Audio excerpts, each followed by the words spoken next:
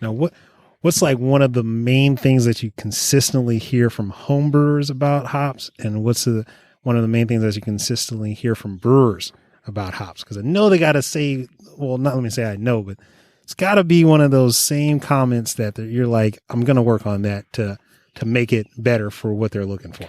The biggest thing with the home brewers is this will be perhaps one of their first experiences with fresh hops. And so how do I use a fresh hop in my brewing process? And so a lot of what we learn is from the folks that are doing it, like how that works, little techniques that they use, how they put the hops in, when they put them in. How much to use is probably the biggest question that we get. How much fresh hops do I use for my 5 gallons? And so that's home brewers. I think from the smaller brewers, the small breweries, it's more about how can we get some profiles? Can we get some testing on the hops so we know what's coming? Mm-hmm. What are the alpha acids? What are the florals? And what are the different components of your hops that you have this year? And so one of the things we're trying to perfect is how do we get that information back quickly that gives the breweries a little more insight into what they can expect, because they've certainly got recipes that they've been perfecting over time, and they'll want that. The nice thing about the fresh hops is there's a lot of flexibility in them, using them later in the season. And I think the other question we often get is about pelletized hops. A lot of the breweries want pelletized hops, and even home brewers, because they're just simpler to work with. Mm-hmm. And for us, it's another step and another challenge to go from dried whole cone to pelletized. And so I think one of the interesting areas that we're exploring is how do you use whole cone hops? And what we're finding is a lot of the smaller breweries have good techniques to use the whole cone. So it's the entire cone itself, yes, but dried down to this 10% and packaged in a airtight bag. Okay. And when you say 10%, are you saying the only 10% moisture? See, I'm getting there. I haven't lost some of it. When it comes to that, what they ask for that profile, are you sending hops to the lab to get that profile? We do. Do you see yourself, I'm going to ask a question anyway. Do you see yourself hiring somebody that can do it like in-house for you, or learning how to do it in-house, or buying that equipment? Because what does it take? How many days does it take for the outside labs to get those results back to you?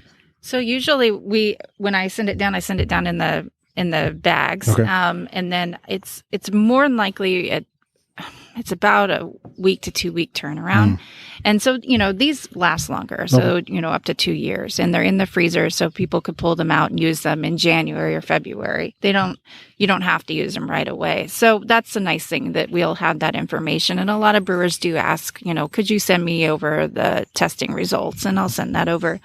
It's not cheap to do for every one of them. So when you have, 6 different varieties, it can be expensive, but in the long run, it pays because it helps their recipe, and we want to make sure they're brewing a great beer. And that's, so we're willing to put that investment in. Got to put the quality in and the investment. You want to give them quality products. So I do appreciate it. I just know that, again, working in the food industry, lab work is expensive. I mean, sending one sample, and you're talking about sometimes you can have probably 6 to 10 varieties depending on what your brewer is looking for. So even if you send one sample each to be tested, that's a lot of capital. So I do appreciate it. I think the brewers, I know the brewers appreciate it because, again, you got some good product here from what I smelled, and it was more to smell. There is. And with that, I asked this question to a lot of brewers, and again, you being the hop farmers, and I want to talk to you because, again, without your ingredients, really, you're not having any beer, or the quality of beer that we all look to have for craft beer. With COVID, do you see where a lot of breweries are not going to be able to sustain and stay open? Or is it with the home brewer, with COVID, has the home brewing expanded to a point where it's like, yeah, people are just like, well, hell, I'm not doing anything right now. So let me go to that home brewer kit like I always wanted to. And let me go all in. I think I'll speak to the breweries, and Aileen can cover the home brewers. Okay. Certainly this issue of getting your storefront open is impacting multiple breweries right now. Definitely 2 that we're working with are it's a struggle because of the slowness of being able to get buildings ready to go, or even getting the permits and the funding to get open. I'm hopeful that that will break free and they'll be able to get their tasting rooms opened. In the meantime, though, what's great is that they're continuing to make smaller batches, and so they've been able to come out, gather hops, and in some ways we've gotten a chance for them to test some of the hops and continue to refine some of their needs, some of their recipes that they're going to use. So maybe the silver lining is that this has given us a chance to collaborate without Even the more. pressure Yes. of trying to get the whole crop productivity out this year. And so we'll be well poised for next year for a pretty fruitful season. Nice. And I think with the homebrew side of it, we are seeing a lot of people that are very interested because, like you said, they're home.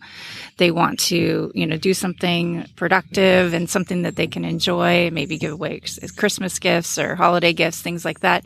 So I get quite a few messages from homebrewers and they're interested, and some of them, may not want to use the type of hops that we have, or they would prefer pellets. But, I do see quite a few on there. And to also talk a little bit about the other, breweries, when we're in town or when we're up anywhere, we try to stop at a local brewer because we really feel like that's important to keep that local system supported. Because last week we were up and looking at one and there was a lot of people and they're supporting their local community. And that is really important. And we're seeing more and more people, wanting to be able to support local. And I think if anything that this whole,